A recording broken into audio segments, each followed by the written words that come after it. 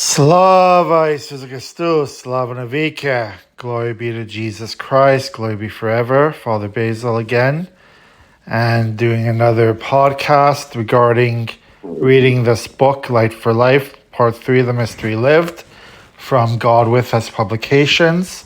So remember the last few days we were talking about repentance, fasting, prayer, and now we're going to talk about the third tool for repentance, almsgiving.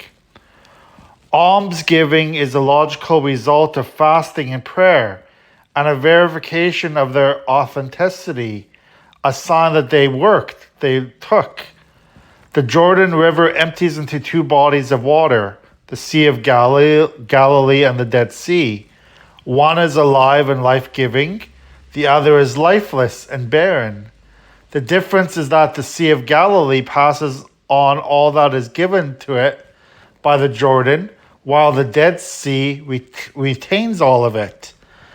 As we are emptied of all that is dead in us by fasting and filled with God and His life by prayer, we are to pass Him and His life on to others by sharing our very selves, expressed in our time, talent, and treasures. We became communion and make things become communion as we share all in God with others. This combats sinful individualism, tears down walls between people, and reestablishes communion. It is true diaconia, ministry and service to others. In the spiritual life, we must pass through kenosis, self-emptying, to gnosis, true experiential knowledge of God and all, and arrive at diaconia, ministry and service through the gift of the true self. God is given through and in this diaconia. Christ Himself set this as the rule of life for us and lived it out Himself. Prayer, fasting, and almsgiving represent and enable that sequence. In almsgiving, we, others, and the whole cosmos are sanctified and sacramentalized. One form of almsgiving particularly cherished in the Christian East from the beginning has been hospitality, the welcoming of strangers into our midst. Alluding to the story of the Lord's visit to Abraham, the author of Hebrews reminds us, do not neglect to show hospitality to strangers, for thereby some have entertained angels unawares. The believers' acts of sharing were seen as a necessary complement to the acts of worship, forming one sacrifice to God. Through Him, then, let us continually offer up a sacrifice of praise to God, that is the fruit of lips that acknowledge His name. And do not neglect to do good and to share with what you have, for such sacrifices are pleasing to God. Throughout Christian history, people have been sharing their homes with those in need. Often their efforts resulted in the development of permanent ministries to children, the aged, the homeless. Monasteries built guest houses. Bishops' parishes or brotherhoods established houses of hospitality. But individual believers continue to offer hospitality in their homes, considered the arrival of a needy guest as the coming of Christ. There is one specific element of hospitality which is particularly like the kenosis, self-emptying of Christ. When we give money, food, or clothing to charitable agencies, our lives are basically untouched. They may even be improved. We have gotten that unwanted car out of the driveway, these discarded clothes out of the closet. When we extend hospitality, however, we are sharing more than something to eat or wear.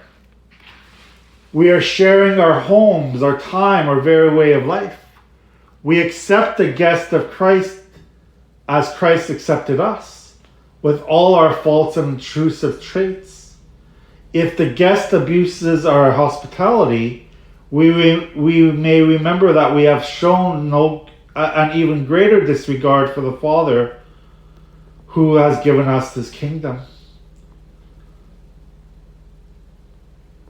To give alms is not simply an act of generosity.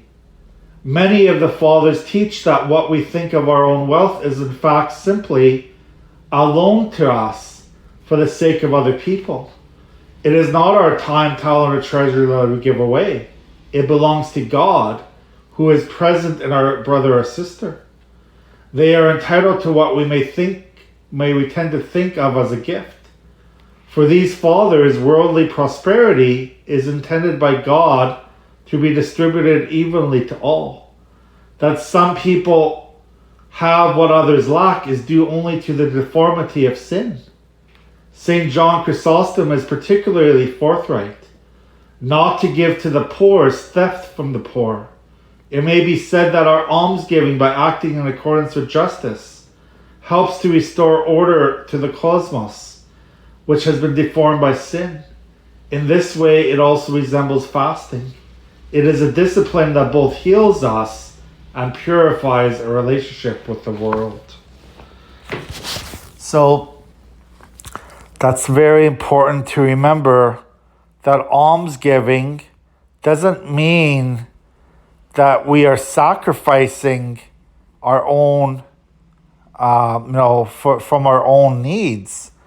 It means that we are redistributing the wealth that God has given to everyone, So when we give to someone, it is because God has given to us everything. God has given us everything.